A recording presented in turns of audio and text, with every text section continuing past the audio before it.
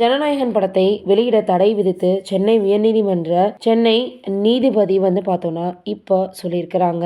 ஜனநாயகன் திரைப்படத்திற்கு யுஏ சான்று வழங்குமாறு நீதிபதி PT ஆஷா உத்தரவிட்டிருந்தாங்க. நீதிபதி ஆஷா உத்தரவை எதிர்த்து மத்திய திரைப்பட தணிக்கை வாரியம் மேல்முறையீடு செய்திருக்கு. இந்த வழக்கு தலைமை நீதிபதி ஸ்ரீவத்ஸ்வா, நீதிபதி அருள்முருகன் கொண்ட அமர்வில் விசாரணைக்கு வந்தது. அப்போ தணிக்கை வாரியம் சார்பில் ஆஜரான ஜெனரல் தனி நீதிபதி தனது அதிகாரத்தை பயன்படுத்தி தணிக்கை சான்றிதழ் வழங்க உத்தரவிட்டிருக்கிறார். உரிய பதில் மனு தாக்கல் செய்ய அவகாசம் தரவில்லை. ஜனவரி 7ஆம் தேதி தீர்ப்பு ஒத்திவைக்கப்பட்ட போது ஆவணங்கள் சமர்ப்பிக்கப்பட்டன. தணிக்கை வாரிய தலைவருக்கு படத்தை மறு ஆய்வு செய்ய பரிந்துரைக்க உரிமை உண்டு அப்படின்னு வாதிட்டார். தொடர்ந்து பேசிய தலைமை நீதிபதி, சென்சார் போர்டு பதிலளிக்க அவகாசம் வழங்காமல் உத்தரவு பிறப்பிக்க வேண்டிய அவசியம் என்ன? தணிக்கை வாரிய உறுப்பினர் எப்படி புகார் எழுப்ப முடியும்? தணிக்கை வாரிய தலைவருக்கு பதில் தர அவகாசம் தராமலேயே நீதிபதி எப்படி உத்தரவிட்டார்? சென்சார் சான்றிதழ் வழங்குவதற்கு முன்பே ரிலீஸ் தேதியை தயாரிப்பு படத்தினுடைய நிறுவனம் எப்படி முடிவு செய்தது? நீதிமன்றத்துக்கே அழுத்தம் தர்றீங்க அப்படின்னு பட தயாரிப்பாளர் பொய்யாக ஒரு அவசரத்தை உருவாக்கி சான்றிதழ் வழங்க கோரி நீதிமன்றத்திற்கு எப்படி அழுத்தம் தர முடியும்? போலியான அவசரத்தை கூறி நீதிமன்றத்திற்கு அழுத்தம் தந்தது ஏன்? ரிலீஸ் செய்தியை முடிவு செய்துவிட்டோம் என்பதற்காக எல்லோருக்கும் உங்கள் விருப்பத்துக்கு செயல்பட முடியாது.